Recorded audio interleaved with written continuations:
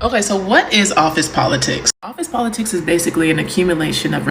Hey ladies, welcome back to my channel. It's your host, London Lamborghini.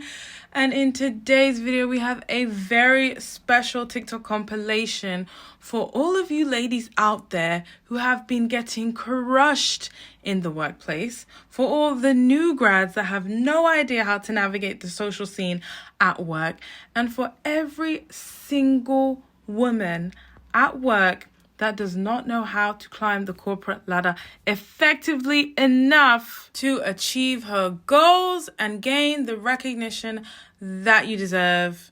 So make sure you stay until the end of the video, because every single clip in this compilation has so much value. It's unbelievable and undeniable. Without talking too much, let's get into the video.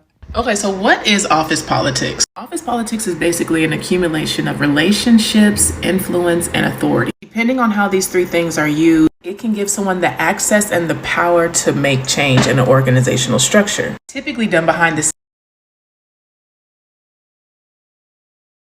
So workplace politics is corporate America. Like, that's the culture, politics. And if anybody tells you differently, they're lying, because it is. Here's how to navigate workplace politics if you're not into politics. Number one, know that it exists. I feel like there's a lot of people that don't believe that corporate politics exists in the first place, and that they kind of reiterate this message that if you just work really hard, you can get there, you can make it to the top. But this is America, baby. Okay, what? Number two, have a career plan or strategy. Give yourself a deadline for how long you want to have this title, this amount of pay, how much you want to experience this type of work, and start planning out the different experiences that you want to get out of these workplaces. Number three, be present and own the space that you're in. When you have a plan and you know that you're working towards a goal, you can really show up to your job. You can really engage the way that you want to do, because this is not your staying place. And when you show up that way, the right people will gravitate towards you, and you'll be engaging in politics without even knowing it. Follow me for more. Here's the best way you can beat office politics. It's by knowing exactly what you want to get out of your experience at that organization. Anything office politics teaches us is that we need to be strategic about our careers, just like how these organizations are being strategic on how they're managing employees. People who start businesses oftentimes know exactly how they want it to end before they even start it. And I think that's a good way to look at our careers. If you go into a job with the intentions of, I want to use their tuition reimbursements to get my MBA degree, or I want to get the certification under my belt, or I want, to get my entry level years of tech under my belt, and then I want to progress to something else, or then I want to be able to move up, that's a good way to beat office politics. Because when you're working on a goal and you're intentional about the steps that you're taking to achieve that goal, you can tune out everything else. Make these organizations work for you. Here are 3 ways to use office politics for your advantage. Number one, understand your company's organization chart. This can be a great tool in understanding how decisions are made at your job. Number 2, observe the informal and personal relationships at your job. These relationships are usually the easiest to influence change. Number 3, build connections. Networking is key. Somebody on Twitter said that there's a whole generation of professionals that started in the remote era, and because of that, they have no concept about office politics. So let me give you 3 tips on how to approach office politics if you have no idea. First and foremost, let's define what it is. So in my opinion, office politics is a culmination of people's relationships, authority, and influence that they have within an organizational structure. They typically use those 3 things to make changes for the company, their position, or just for themselves in general. The first thing I always say that you need to do in order to approach office politics in a way that is beneficial to you is to observe. You got to be observing. You got to see who's buddy with who are the key decision makers, who are the top dogs in the organization. What's your organizational structure in general? Like what is the breakdown? Like who reports to who, etc., etc., etc. This will help you understand the cultural and social aspect of your organization. Number two, you have to understand that gossip is the biggest driver of office politics within the workplace. So you really want to stay neutral when it comes to office gossip, okay? You don't want to talk about too much about how you feel about a certain person or maybe how you feel about a certain work process, especially if it's a negative opinion. It is really just going to put you in the mix of some BS that you didn't ask for. And number three, the biggest advice I can tell you is to have your own strategy when it comes to your career, because that's all office politics is people having their own strategy, their own reasons as to why they want to advance maybe to a certain position or advance to a certain office. And there's people's own aspirations. So when you have your own strategy about your career and how you want it to go, then that is your best advantage to office politics, okay? If you're interested in more career tips like these, follow for more. Here's someone asking about the politics at work, saying that they're exhausting and looking for any tips on how to navigate office politics. Well, they are a thing just about anywhere you go. I've never been anywhere where they're not a dynamic. You've got people vying for positioning and control and attention. You have others who might be actively trying to undermine. You have others who are trying to do their job to the best of their ability. You're probably one of those people.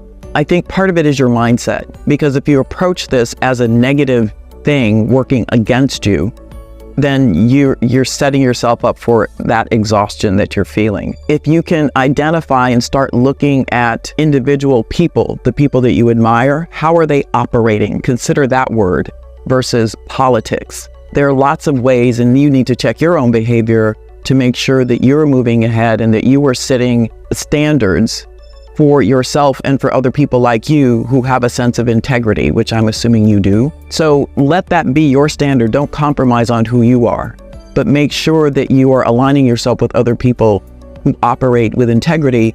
You're part of the dynamic. Is it politics? You can call it that. It's navigating in the workplace. So get good at it. Listen, if you desire peace at work, you're gonna have to understand you can't be the star player.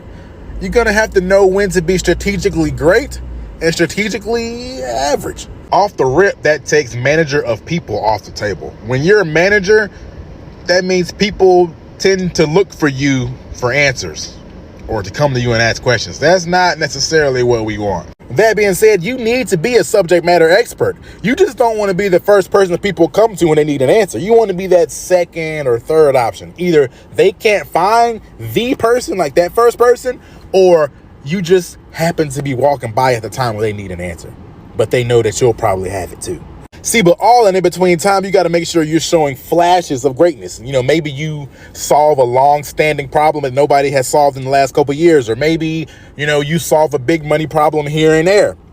But you know when to step back and let that star player have all that shine, because that star player is gunning for that promotion, and we don't necessarily care about that. Let them have all the shine, let them have all the hype, because with the hype and the shine comes the eyes, comes the expectations. We don't necessarily want all that as a second and third option. We want peace. We want to be able to mind our business, do our job, go home. See, second and third options have the most peace because we have name recognition just like the star player. We just don't get in the field as much. We don't have the same playing time, and that's fine. When the star player is not there or they go down, we can step in at any night, any given day, and give you buckets.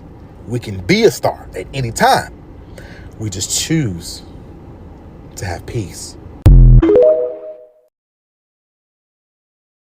I'm going to explain office politics using Uno cards, so just stick with me. Every organization has different players, and just like the game of Uno, you want to make sure that the cards in your hand are going to help you win the game. In this case, they're going to help you excel in corporate America, right? In my hand, I have 5 essential cards. Watch to the end because I'm going to give you an example as well. This card is the best card you could have in your hand, okay? This is going to be the person in the organization who makes all the decisions. Sometimes people think this is the CEO, but it's really not. You need to pay attention to how this person interacts with everybody in the organization and how everyone in the organization interacts with them. Sometimes it's someone in senior level management. Sometimes it's someone in middle management that people are just really afraid of. People want to please them. People want to make sure that that person feels validated at all times because they they are the true decision maker.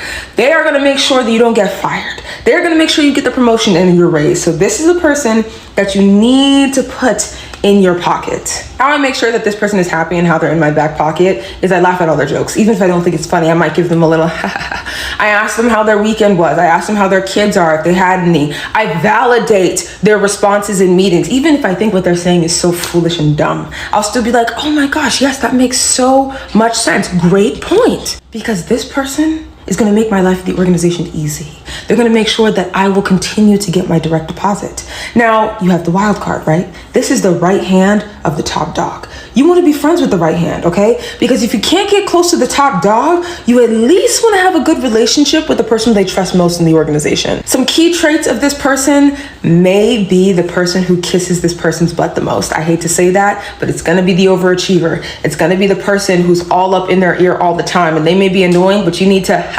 laugh at their jokes as well and ask them about their kids, friends, and family. Now, these cards are interesting because they're your colleagues, but they're very important. Let's start with the number, okay? This one is your equal. They may have started on the same day as you, but what I like to do with this regular person is I like to pick the overshare. My coworker who gives too much information, because you know what they're gonna do? When I'm not in a meeting or I'm not on a call, they text me, they say, girl, let me tell you what happened. Yeah, tell me what happened so I can better understand this organization and the people in it. Then you have these two colleagues, right? They are good play cards. They can help you. Sometimes they're in different departments. But when people in different departments or just across the organization like you and your personality, it helps for continuity of perceived personality. Now, for my example, when I was working at an Ivy League university, my boss hired 4 people to work on this program. When the program ended, the organization said, you need to let go of everybody. And slowly, she started to let go of everyone until I was left because I made sure that I was her right hand. And when they told her, well, there's no need for me anymore, she made sure I got a job in another department. That is how you use politics to your advantage. Corporate politics is absolutely annoying, but I feel like once you realize that excelling in any work environment is all about trust, it becomes that much easier. What I do is find the person who has the highest amount of authority. And honestly, you don't have to try too hard to find this person. They're gonna let you know. I've literally had people tell me, oh yeah, I have the CEO in my back pocket. Once you identify this person, it's very important for you to understand how they work. Is this someone that you have to give compliments every once in a while? Is this someone who just likes to hear themselves talk? Once you understand who that person is, you feed into what they need. For example, if it's someone who likes to hear themselves talk, I just let them talk themselves to death. They appreciate this. After a couple months of you feeding into whatever it is that they like, I promise you, they will start to trust you a lot more than anybody else. Once you've earned this person's trust because they have the highest amount of authority within the organization, you won't ever have to worry about your job again. You won't have to worry about a performance review. You won't have to worry about a salary raise or increase. And if they leave the organization, I promise you, they will take you with them. Finding this one person, okay, I promise is a lot easier than trying to schmooze with every single person in the organization. This has made being in corporate so much more easy and peaceful. Thank you for staying until the end of the video. I know you got massive amounts of value out of it because I know I did. Thank you to all the new subscribers. I love each and every one of you. And if you haven't subscribed yet, what are you doing? It's literally free 99 to smash that subscribe button. And I want to know from all of you ladies and guys in the comments, let me know your personal stories in paragraph form down to the last detail. What have you been through? What's your experience? I want to know every single thing. So tune back in tomorrow for a new video. And until next time, see you in the next video.